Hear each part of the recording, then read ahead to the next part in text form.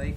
Assalamualaikum warahmatullahi wabarakatuh. Saya Muhammad Iqbal dengan NIM 18331049. Nah, untuk menjawab pertanyaan tes magang 1 nomor 1, yaitu Indonesia memiliki 25 citra satelit dan citra satelit manakah yang dapat digunakan pada penginderaan jauh. Nah, di sini saya telah merangkum bahwasanya untuk penggunaan citra satelit Indonesia yang dapat digunakan untuk penginderaan jauh yaitu ada 7 satelit. Yang pertama yaitu satelit 8 atau CubeSat. Nah, jenis ini merupakan satelit mikro yang dikembangkan oleh Lembaga Penerbangan dan Antariksa 8 yang bekerja sama dengan Universitas Teknik yang berada di Berlin. Nah, kemudian yang kedua yaitu satelit 8A 2, generasi selanjutnya dari satelit 8A2 setelah AIA1 tadi. Nah, Lembaga Penerbangan dan Antariksa Nasional memumumkan satelit ini pada tanggal 23 Agustus 2012, 4 tahun setelah peluncuran satelit 8 Subat A1. Nah, kemudian yang satelit yang ketiga yaitu satelit Telkom 3. Nah, satelit ini dirancang untuk pasar broadcasting serta perusahaan di daerah terpencil yang selama ini belum menerima fasilitas komunikasi dan informasi secara baik.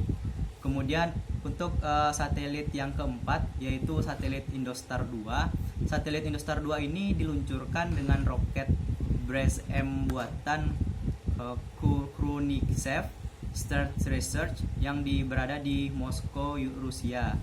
Nah, kemudian selanjutnya untuk satelit yang kelima yaitu satelit Inasat.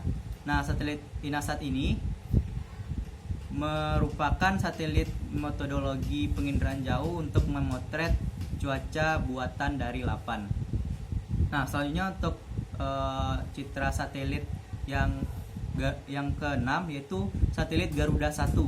Nah, penggagas dari satelit Garuda 1 ini adalah putra Indonesia, yaitu Adi Rahman Adiwoso yang merupakan alumnus pendidikan tinggi di Bachelor of Science bidang Aeronautika dan Astronautika California Institute of Technology USA 1976 dan memiliki lintasan Imagener yang terletak 36.000 km di atas permukaan bumi. Kemudian yang terakhir, nah untuk yang terakhir ini ada satelit Nano. Nah, pada satelit Nano ini dirancang untuk memperkaya sistem pertahanan RI dan TNI serta bangsa Indonesia untuk bertekad mendirikan agar militer Indonesia tetap perlu bergantung pada negara. Untuk satelit Indonesia tidak perlu lagi bergantung dengan negara lain, sehingga salah satunya dibuatlah yaitu satelit Nano ini. Mungkin hanya itu yang dapat saya jawab atau dapat saya paparkan untuk pertanyaan nomor 1.1. Terima kasih. Kemudian selanjutnya kekurangan dan kelebihan dari satelit yang dimiliki Indonesia. Mungkin dari hal-hal sebelumnya yang saya lihat bahwasanya untuk satelit Indonesia ini tidak terlalu terlihat begitu detail sekali objeknya, sehingga hal itu dapat membuat bidang di penginderaan jauh agak susah untuk menginterpretasinya. Sedangkan pada satelit-satelit lain yang dimiliki oleh negara-negara lain seperti USA, nah satelit pada bagian seperti Landsat 8, kemudian QuickBird, nah memiliki kelebihan dan kekurangan juga tersendirinya gitu.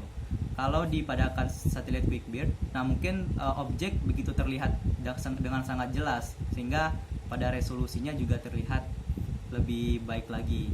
Kemudian pada citra satelit Landsat 8, nah pada satelit Landsat 8 ini yang kelebihan yang dimilikinya mungkin dibandingkan satelit Indonesia, mereka pada resolusi spasialnya yaitu 30 meter, sedangkan di Indonesia masih jauh dari hal tersebut.